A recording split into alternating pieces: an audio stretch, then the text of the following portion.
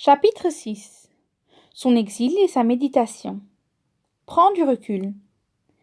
Les Arabes de la Mecque voyaient déjà en Mohammed sallallahu alayhi wa sallam un chef, celui qui allait être à la tête de sa tribu, grâce à sa merveilleuse personnalité qui le distinguait des autres. Pourtant, ce dernier n'était nullement préoccupé par cette ascension sociale. Il ne manifestait aucun intérêt pour le pouvoir et la notoriété. Au contraire, il avait emprunté le chemin inverse, celui du désintéressement, de la quête spirituelle dans l'exil et la solitude. En effet, lorsqu'il approcha de la quarantaine, il commença à pratiquer des retraites dans une grotte connue sous le nom de Hira. Il s'isolait, loin de tout le monde, pour s'interroger sur le sens de la vie. Il était en fait en quête de vérité. Pour ce faire, il prenait les provisions nécessaires, demeurait dans cette caverne durant plusieurs jours et n'en sortait que pour se réapprovisionner. La grotte était difficile d'accès.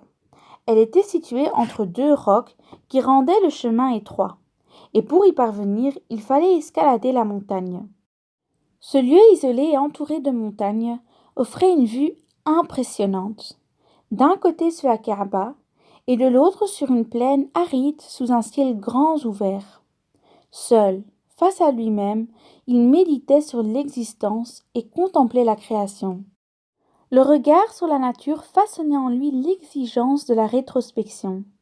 Il s'exilait loin de son entourage, où régnait l'ignorance, l'idolâtrie et l'immoralité, pour pouvoir trouver une voie plus sûre, plus raisonnable et qui donnerait un sens à sa vie. Cette forme d'isolement nous est à plusieurs égards essentielle et nécessaire afin que cela influe sur notre quotidien et que, de surcroît, on débute une éventuelle réforme. Comme nous l'enseigne la spiritualité musulmane, le retour vers la voie droite commence par la remise en question de son être dans l'isolement et la retraite.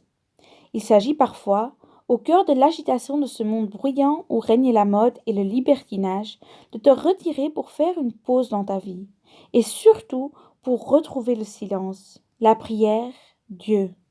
Ceci, chères sœurs, chers frères, te donne, entre autres, l'occasion de retrouver les repères, lorsque tu en as perdu le sens. Omar, le second calife bien guidé, disait « Demandez des comptes à votre âme avant que l'on vous demande des comptes. » En effet, cette forme d'isolement te permet de corriger de façon scrupuleuse ton âme. Al-Hassan al-Basri rappela à cet égard. Le croyant est le surveillant de son âme. Il lui demande des comptes pour Dieu. C'est pourquoi la demande des comptes le jour du jugement ne sera aisée que pour ceux qui ont demandé des comptes à leur âme dans la vie d'ici-bas.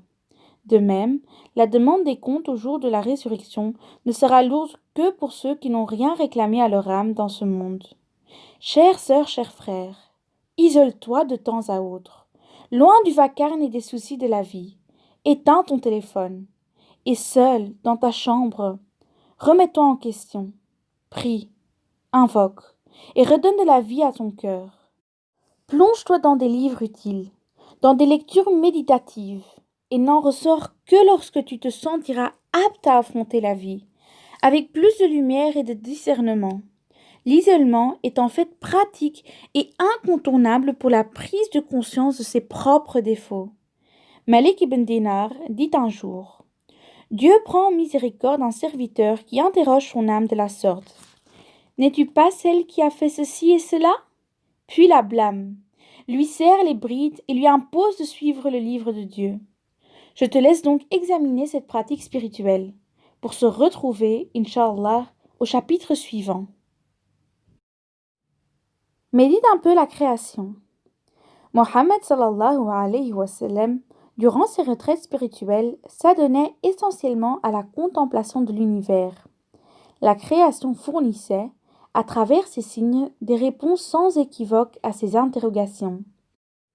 Quand il levait les yeux vers le ciel, il y décelait l'harmonie, l'ordre et la perfection de la création. Il n'y voyait aucune brèche. Il savait que l'univers cachait un mystère. En effet, ce fut ce regard vers l'extérieur, la création, qui le renvoyait sans cesse vers l'intérieur, son âme. Le silence apparent de la nature lui révélait des signes profonds. Cet instant de la vie de Mohammed sallallahu alayhi wa sallam nous apprend que la meilleure façon de se remettre en question est de tourner son regard vers la création, comme le stipule aussi le verset suivant.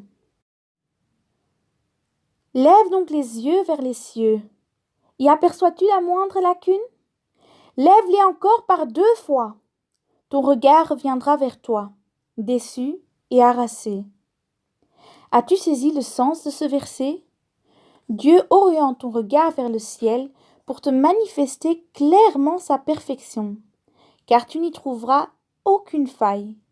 Ensuite, il te suggère encore, et par 2 fois, de faire de même pour accentuer et renforcer cette certitude au point que ton regard te revienne frustré et humilié. Au départ, dans ce passage, Dieu t'oriente vers l'extérieur, le ciel, pour ensuite te renvoyer à l'intérieur de toi. Ton regard reviendra vers toi, déçu et harassé. Il est donc important à chacun d'entre nous, parfois, de lever les yeux vers le ciel, pour réprimer nos égarements. Une autre parole de Dieu révèle le même sens. En vérité, Dieu connaît les mystères des cieux et de la terre, comme il connaît aussi bien ce que recèlent les cœurs. Dieu, dans la première partie du verset, t'oriente vers l'extérieur, les cieux et la terre. Et ensuite, il te renvoie à ton intérieur, tes pensées. En d'autres termes, le Coran nous dit à travers ces passages: observez l'harmonie de la création à l'extérieur pour que vous sachiez de la même façon établir de l'harmonie à l'intérieur de votre être. Ma sœur, mon frère, prends donc le temps de méditer la création, que les savants ont à juste titre qualifiée de livre déployé. L'univers, malgré son silence apparent, renferme quantité de signes. Observe les arbres, les oiseaux qui déploient leurs ailes dans le ciel, la lune, le soleil, la nature. En vérité, il y a dans la création des cieux et de la terre, dans l'alternance de la nuit et du jour, tant de signes pour des gens doués d'intelligence. Lorsque lui fut révélé ce verset, le prophète sallallahu alayhi wa sallam versa des larmes. La méditation est un moyen efficace pour se rapprocher de Dieu, car elle te révèle avec clarté sa puissance et sa grandeur. Un compagnon disait: la lumière de la foi découle de la méditation. El-Hassan affirmait: la méditation d'1 heure vaut mieux qu'une nuit passée dans la prière. Ouvre donc un peu ta fenêtre, médite sur la création et laisse tes lèvres s'exprimer. Gloire à Dieu. Dieu est le plus grand, l'unique. N'ont-ils pas remarqué comment les camélidés ont été créés, comment le ciel a été élevé, comment les montagnes ont été dressées, et comment la terre a été nivelée? Ma sœur, mon frère, médite ce merveilleux livre qu'est la création et reviens au prochain chapitre bouleversé et changé. Bonne lecture.